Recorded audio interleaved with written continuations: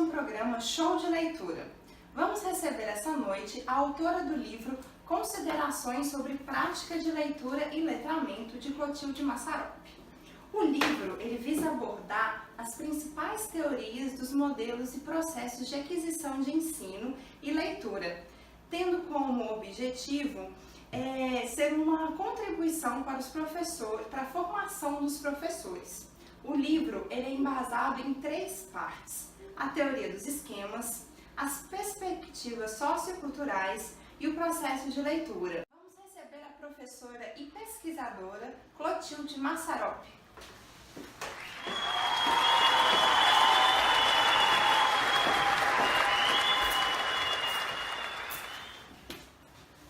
Seja bem-vinda, Clotilde, ao programa. É uma honra recebê-la.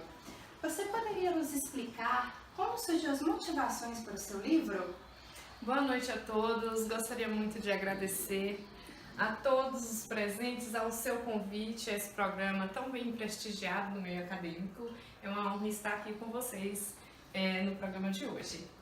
Bom, esse projeto ele foi desenvolvido a partir de perspectivas sobre o ensino e a aquisição de leitura, a partir de inquietações de 4 pesquisadores, não só comigo, né? Quando nós percebemos que havia uma carência do ensino de leitura nas nossas salas de aula. Sobre esse tema carência, nós trouxemos um convidado de Genebra, que é o polo de pesquisa, né, como você deve saber, de leitura e letramento, o professor doutor Alberto Albuquerque. Ele vai falar um pouco mais sobre essa questão da carência. Todos do Brasil, é um prazer participar com vocês do programa Show de Leitura. Gostaria de parabenizar as iniciativas da equipe, principalmente por se tratar de uma temática pouco abordada, mas de suma importância para a formação dos professores. No Brasil, os professores enfrentam enormes desafios para atender as demandas de uma sociedade em constante transformação. Além de compreender as necessidades dos estudantes, suas especificidades e estilos de aprendizagem, precisam elaborar tarefas que se adequem aos planos de ensino, ao contexto em que atuam, principalmente desenvolvendo atividades de interesse dos alunos. Nesses contextos, entendemos que um dos modos de superar os limites seria utilizar outros espaços para construir conhecimento e ativar os esquemas mentais. Conhecimentos prévios dos leitores. Segundo Fox e Alexander, como a própria autora menciona na sua obra, o ensino de leitura envolve a ativação de processos cognitivos, habilidades, competências de leitura, que vão além da simples transmissão de conteúdos. Consideram o leitor como um construtor de sentido de todo o texto e de todo o conhecimento. Então, Clotilde, sobre essas colocações do professor Dr. Alberto, o que você poderia nos falar? Então, no nosso primeiro capítulo, nós fizemos um apanhado histórico de todas as teorias que abordam aquisição e ensino de leitura.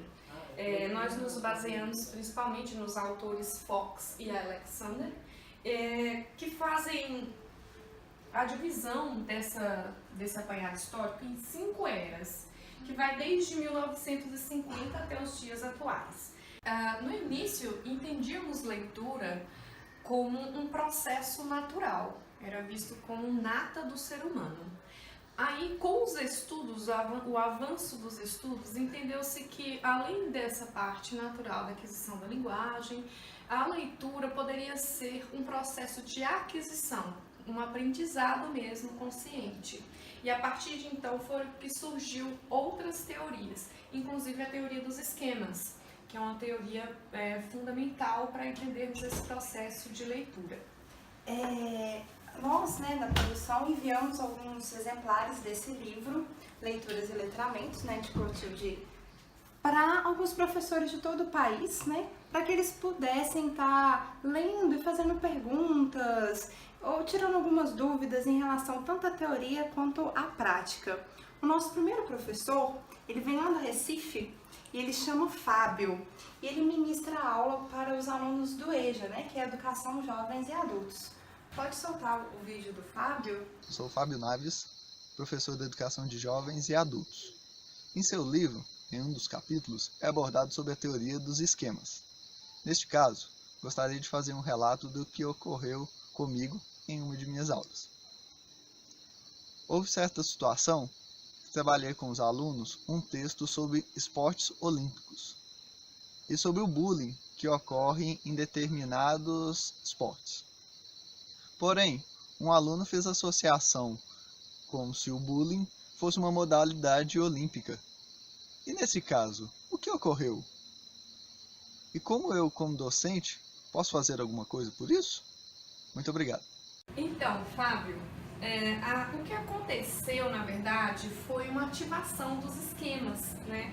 Então, quando ele viu aquelas palavras, esporte olímpico, talvez nomes de modalidades, e ele não conhecia previamente a palavra bullying, logo ele fez uma associação que bullying poderia ser uma dessas modalidades.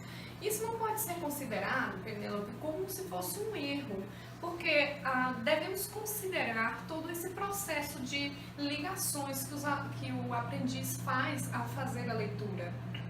Então, o que devemos fazer é uma condução para que esse erro seja aproveitado para o contexto de aprendizagem e de uma leitura mais fluente. Você tocou num assunto sobre as inferências. Você poderia explicar para o nosso público, né, o que seria a inferência? Sim, a inferência é justamente essa bagagem que o leitor traz consigo. A partir do momento que você lê uma palavra, ou vê uma imagem, ou se dá contexto, você vai ativando memórias. Essas memórias são conjuntos de suas experiências, as suas vivências mesmo. Então você traz isso para a sua leitura. Sobre essa consideração, né, da teoria dos esquemas e as inferências, né, o professor Dr. Alberto Albuquerque ele ainda tem algumas considerações a fazer. Gostaria de parabenizar a autora pelo lançamento dessa obra tão importante e lembrar o ouvinte, telespectador do programa Show de Leitura, que a ativação dos esquemas é importante para que os leitores sejam capazes de realizar inferências, ou seja, expandir, transformar, ampliar os conhecimentos sobre os conteúdos e os temas que antes estariam condicionados ao texto em si, ou o gênero apresentado em contexto de sala de aula. Obrigada, Albuquerque, pela sua contribuição. Nesse momento vamos fazer uma pequena pausa para o intervalo, mas antes eu gostaria de convidar a todos para assistir o programa da semana que vem, que teremos como convidado o Benedito Bezerra, que ele vai estar lançando o seu livro Gêneros no Contexto Brasileiro, Questões Metafóricas e Conceituais.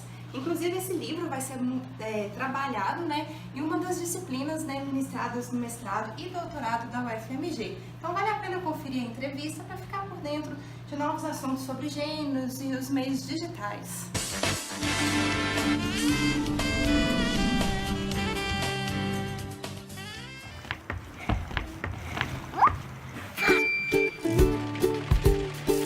Princesa Sapo, gigante eu saci. História de manhã e antes de dormir. Hoje eu sou o lobo, depois viro o porquinho. Eu fiz um desenho igual a do livrinho. Leia para uma criança, leia para mim. Todo mundo lendo junto é divertido assim. A letra do meu nome eu já sei falar. Mamãe já leu pra mim até no celular. Um livro, uma história, dá pra imaginar que a hora de aprender é divertido, é só brincar. Leia para uma criança, leia para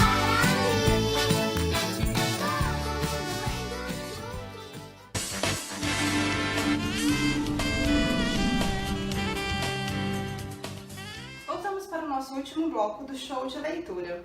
Clotilde, em um dos seus capítulos, se não me engano, o terceiro, você trata da questão do sociocultural. Nós temos a pergunta de uma professora de São Paulo, Eva Vittar, sobre o assunto. Olá, sou a professora Eva Vilar. Trabalho com ensino fundamental em uma escola pública. Como os alunos possuem vivências diferentes, eu gostaria de saber como posso aplicar a teoria sociocultural em algumas de minhas atividades o processo de escrita e leitura, de acordo com os capítulos de seu livro. Muito obrigado.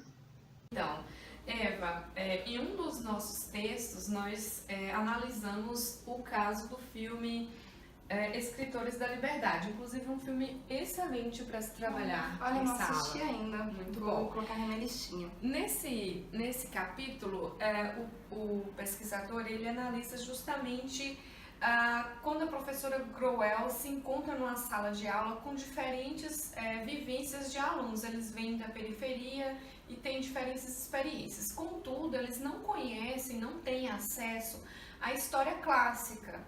E eles desconhecem com isso o Holocausto. O que ela faz? Ela leva esses alunos ao museu, ao Memorial Anne Frank, né? E a partir daí ela apresenta o fato para esses alunos e tenta relacionar esse fato histórico muito importante com a vivência deles na periferia. E ela faz essa condução, ou seja, ela aproveita o contexto histórico e social em que vivem esses alunos e faz uma relação, uma ponte com a história clássica. E isso é muito interessante. Seria isso, esse aproveitamento que nós tratamos nesse terceiro capítulo. Durante a sua fala, eu até tive um esquema, porque quando você falou Holocausto, já me remeteu à Segunda Guerra Mundial, aos judeus. Isso é uma aplicação da teoria, né? Com certeza. Mas à medida, se você não tivesse esse esquema construído, ou seja, se você não soubesse desse fato histórico, talvez isso seria novo para você. E aí eu teria que conduzir esse conhecimento a partir de suas vivências. Isso. Então, sobre essa questão, né, do sociocultural, o professor Alberto tem uma última consideração a tá fazendo. Isso mesmo, Clotilde Massarotti. A partir desses questionamentos, espera-se que o leitor possa se interessar mais pelo tema e colaborar a partir de suas próprias condições afetivas, ativar seus esquemas e processos cognitivos na perspectiva da teoria sociocultural. O leitor é apresentado ao tema e espera-se dele a ativação dos seus conhecimentos prévios, bem como suas motivações e preferências.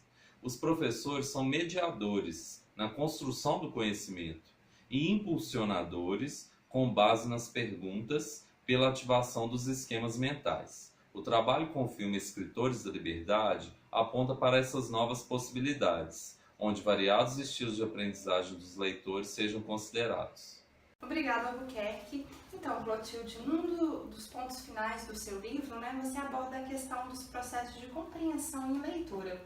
Pelo que eu entendi na minha própria leitura, né, eles geram condições afetivas e cognitivas tanto para o professor quanto para o aluno. Exatamente. E além disso, ela expõe algumas influências, né, na compreensão e construção do significado. Para debater esse tema, né, que é amplamente divulgado e estudado, nós trouxemos a pergunta do professor Gustavo Schubert, de Curitiba. Olá, sou Gustavo Schubert, professor do ensino médio de uma escola particular.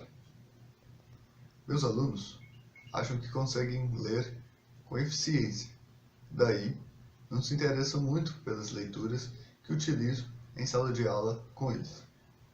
Gostaria de saber como posso avaliar as maneiras com que eles ativam as condições cognitivas e afetivas para melhorar o processo de leitura em sala e esta classe. Muito obrigado. Então, Gustavo, o que a gente pode recomendar é a aplicação de um questionário onde ele pode avaliar as condições cognitivas e afetivas desses alunos. Através desse questionário, uma análise deve ser feita para saber os verdadeiros interesses e motivações desses alunos para a leitura. Então, Clotilde, eu fiquei com dúvida sobre essas condições cognitivas e afetivas. Você poderia explicar melhor para o nosso público? Sim. Condições cognitivas é justamente essa bagagem que nós falamos, né? As vivências, as experiências que a gente vai construindo ao longo da vida. E as condições mesmo de aprendizagem, né? Os filtros, se você está nervoso no momento, por exemplo, os filtros afetivos, né? Se de alguma forma a sua parte emocional, ela acaba influenciando naquele processo de aprendizagem. Obrigada, professor Albuquerque, por suas contribuições e pela participação no nosso programa. Professora Clotilde, onde o seu livro vai estar à venda? Eu estou vendo que é a editora Sonho Meu, né? Aonde você vai estar lançando ele aqui em Belo Horizonte? Isso mesmo, nós vamos estar lançando esse livro essa semana na livraria Riolo, onde estarei fazendo uma tarde de autógrafos. Eu gostaria de agradecer a sua participação no nosso programa e te desejar todo o sucesso do mundo e que seu livro ele sirva de uma inspiração, né, para os professores de todo o Brasil e de todo o mundo. Muito obrigada pela sua participação.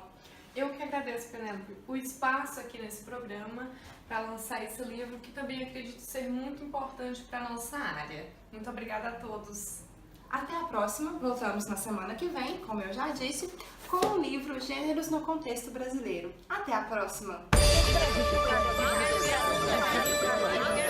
Bom dia, meu nome é Demetrios, eu estou aqui na Escola Estadual Arão Reis, em Belo Horizonte.